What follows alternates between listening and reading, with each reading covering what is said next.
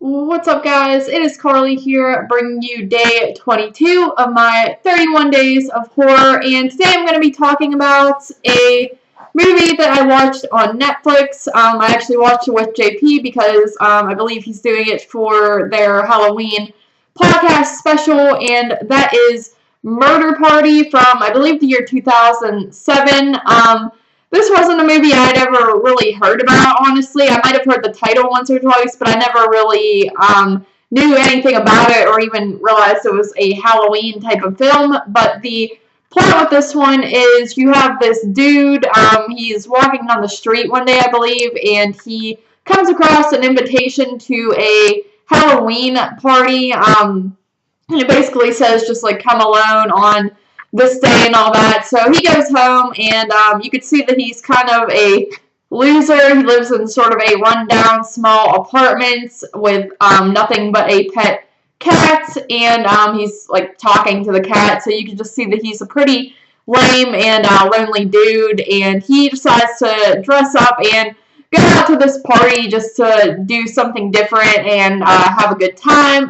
When he gets there, though, it turns out that the party is run by a group of artists, and they plan on murdering him and sacrificing him at the end of the night, sort of as like for art, basically. So yeah, that's kind of the story, and the movie all takes place mainly inside this building.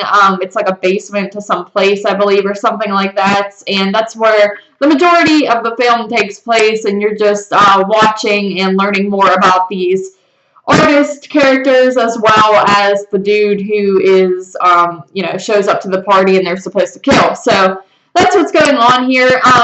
This movie, it's a weird one because it is a horror comedy and there are some funny, quirky moments to it, but for me personally, I actually kind of felt a little bit depressed while watching it. It had a very washed out look to it, and just some of the dialogue and stories that the people were telling are a little bit depressing, and I don't know, I just found it to be very gloomy. Like I said, there are some parts where the comedy does hit well. It's very, I don't know what you would call it. It's not very in your face type of comedy, but it's just kind of tapered in there, and I think it does work pretty well. But like I said, I do find this movie to be a little more gloomy and not your typical fun, have fun, watch this with a bunch of friends comedy. The movie is also very short, but it feels kind of long, and I think that's because, like I said, the story mainly takes place in this one room, and you're mainly focusing on these characters, and you're kind of relying on them talking and the stuff they're saying to be interesting. And I did find interest throughout it. I did want to see what was going to happen by the end and stuff like that, but I do feel like it did drag on a little bit because I forget how long it is. I think it's only like 75 minutes though, or something along those lines, and for that you would think it would fly by, but it really doesn't, and it did drag on a little bit for me. I did watch this right after Idle Hands as well, and that movie is a lot of fun and goes by really fast, and I think if you would have reversed the roles here and we would have watched the other one first, I might have enjoyed it a little bit more. But oddly enough, this movie kind of reminds me of The Breakfast Club a little bit, but like a horror version, just based on the fact that you're, like I said, focused on these characters in this one room, sort of like The Breakfast Club, where it's a bunch of people in one room, and they all kind of have these different personalities, some of them clashing, and then there's just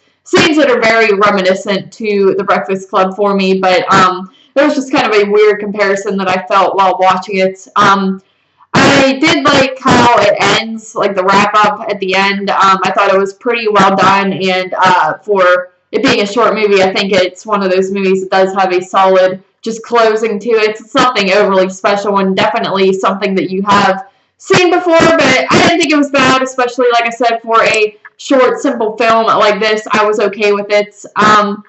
Overall, this movie, I think it's good. I would recommend it because it is, once again, a movie set on Halloween, or at least around Halloween.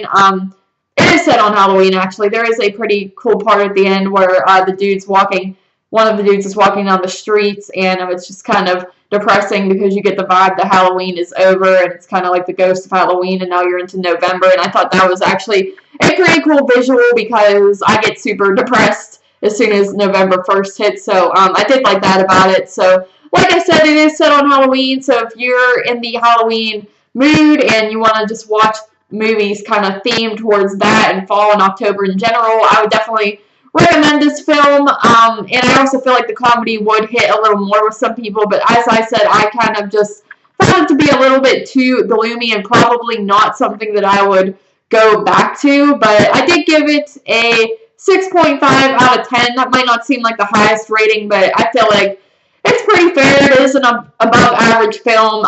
It just wasn't necessarily for me. So 6.5 out of 10 for Murder Party 2007. Thank you guys once again for joining me for day 22 here, and I will see you for day 23.